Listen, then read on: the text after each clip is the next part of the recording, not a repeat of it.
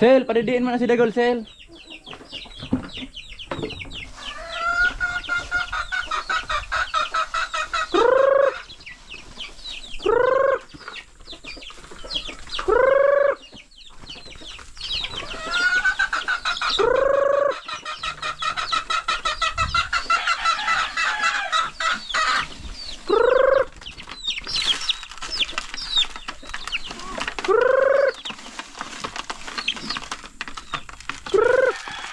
Malalayo na agad yung iba mga kabayan.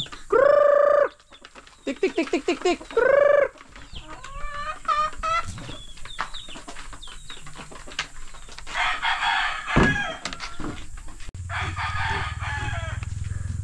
Ay, pinaglaruan ni Ina yung tubig mga kabayan, oh.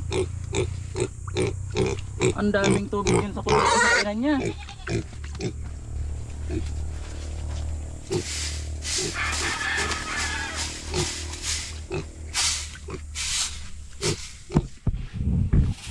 Walang kain ni Ina.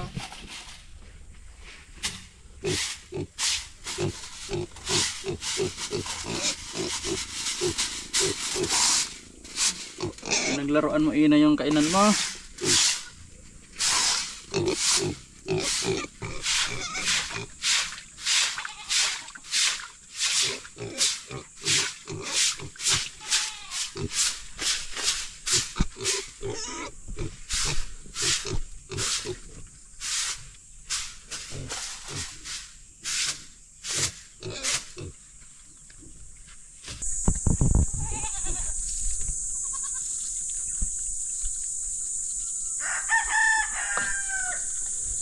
Likot ni Ina. Natapo na.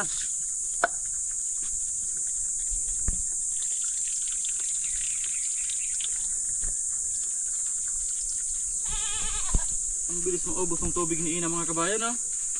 Puno ito kahapon. Ngayon, mauubos na.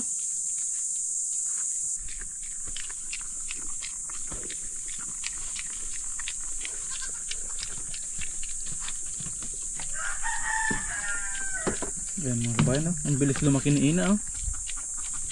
Lapad na agad ng likod niya. Yan, si Hazel na mga kabayan yung taga-timpla ni Dagol.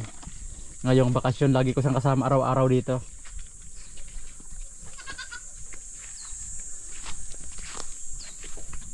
Yan, alas 7 pa lang ngayon mga kabayan. Basa pa yung mga damo, kaya maya-maya pa sila lalabas. Pero si Dagol, dididi na to. Gutom na to si Dagol. Yan, itong mga kambing mga kabayan, parang alam din nila na pagbasa pa ang damo, ayaw din nilang kumain. Yan, tingnan nyo mga kabayan si Petra, walang tali yan. Pag nakapasok na siya sa kulungan, tinatanggalan ko na ng tali. Yan, pero hindi siya bumababa na kusa. Yan, marami namang pwedeng kainin dun sa dulo, sa loob ng kulungan. Kaso hindi rin talaga siya lumalabas. Kasi daw mga kabayan yung kambing, pag nakakain daw nung mga basa-basang damo, pwede silang magtae. Gutom na si Pura, lubog na yung tiyan niya. Kahapon konti lang ang nakain nila mga kabayan. Kasi umulan. Napalabas ko sila kahapon, bandang ko na, hapon na. Tapos nakakain din sila ng umaga bago umulan mga kabayan. Tapos yung hapon na, inabot pa sila ng ulan. Ano Sel? Tapos na Sel? Akin, lalagyan ko ng tubig yan sa inuman ni Ina. Nakalagay ko ng Ina. Akin, ako na mag-alog.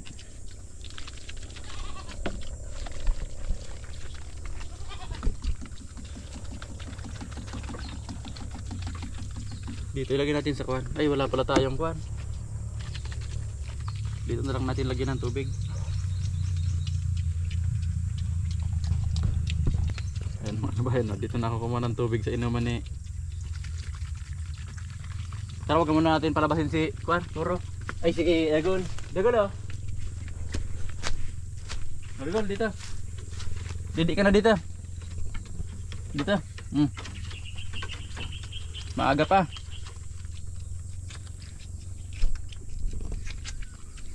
Mga kabayan, oh. Mamaya-maya ko na ito papalabasin pag tuyo na yung mga damo.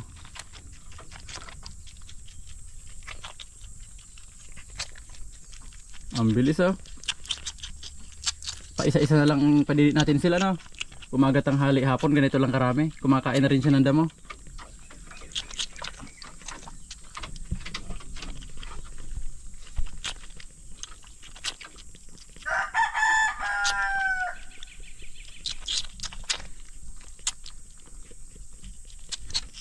Bilis niyang didiin mga kabayan oh. Wala na dagol. Tama na yun Sel. Dati mga kabayan, umaga dalawa nito. Puno dito. Kasi yung isang tsupo nitong malaki nawala. Bigla na lang nawala dyan mga kabayan siguro. Kinuha ng aso. Kaya nung bumili ako ng maliit, wala nang malaki doon sa tindahan. Tagda dalawa. Umaga, tanghali, hapon. Pero ngayon, papabawasan ko ng mga kabayan. Papagawa ko na lang, isa na lang umaga, isa hapon. Ay isa tanghali, isa hapon. Kasi magaling na rin tong kumain ng damo. Bigol. Parang alalay na lang yung gatas. Ano Sil? Ubos na Sil? Kaso yung tubig ni Ina, ang bilis mawala oh. Yan, okay na to mga kabayan kahit isang araw, isang puno dito. Kasi ang ginagawa niya siguro, kinakagat-kagat niya yan. Hindi niya pa kabisado kaya buhos ng buhos katulad yun mga kabayan oh. Tumutulo. Saka yung tubig dito mga kabayan wala namang pressure. Kaya hindi nakakabalik yung guma. Kaya makikita niyo mga kabayan. Ang parang kuwan lang yan, yung bigat lang ng tubig. Kaya hindi gaanong naglalak yung guma. Yan mga kabayan oh. Kailangan malaking tangki para mabigat yung tubig. Magsara itong mga kuwan ito, mga rubber dyan sa loob. Yan mga kabayan, makikita niyo pumapatak-patak. Hindi kayang isara ng lakas ng tubig. Pero kung may pressure yung tubig mga kabayan, maglalak to. Yan oh, pumapatak-patak siya konti-konti oh.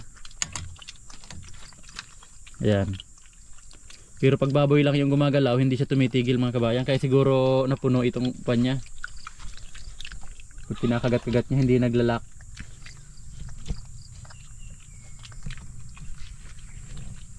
Ano Sel? Mabait naman yan si Ina Sel, tingnan mo. Mamaya, kapot-kamutin mo lang yung tiyan yan. Oh, hihiga yan oh. Parang hihiga na siya mga kabayan oh. Kaso kumakain. Pero pag hindi yan kumakain, pag kinamot yung tiyan niya, hihiga yan.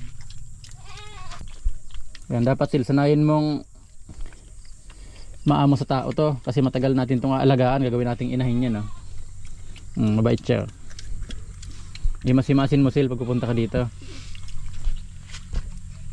Bilis lumaki oh. Nung kinuha ko itong mga kabayan, ang liit lang. Magdadalawang linggo pa lang to dito. Kuha na oh. Flat na yung likod niya oh. Yan, may batik-batik yung kulay niya mga kabayan. Hindi siyang puting-puti.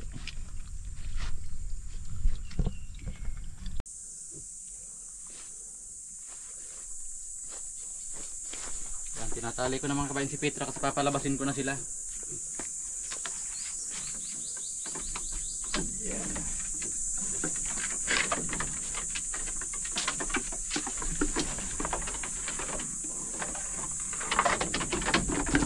Si Dagol, lalabas si Dagol.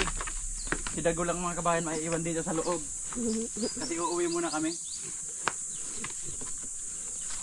Labas na labas. Labas na labas na.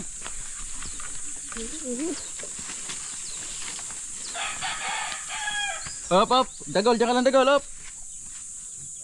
Diyan lang ata sa kay mama niya. Diyan ka lang Dagol. Uy, yung paano nito? Iya. Baka kagatin ka ng aso dito. Iyak, iyak.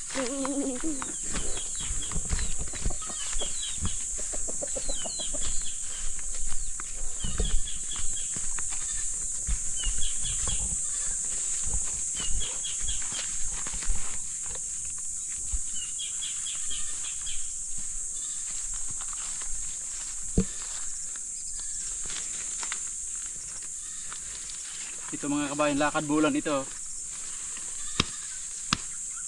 Gamot ito kasi marami naman itong tumutubo dito. Ayan mga kabayan, ang dami ah.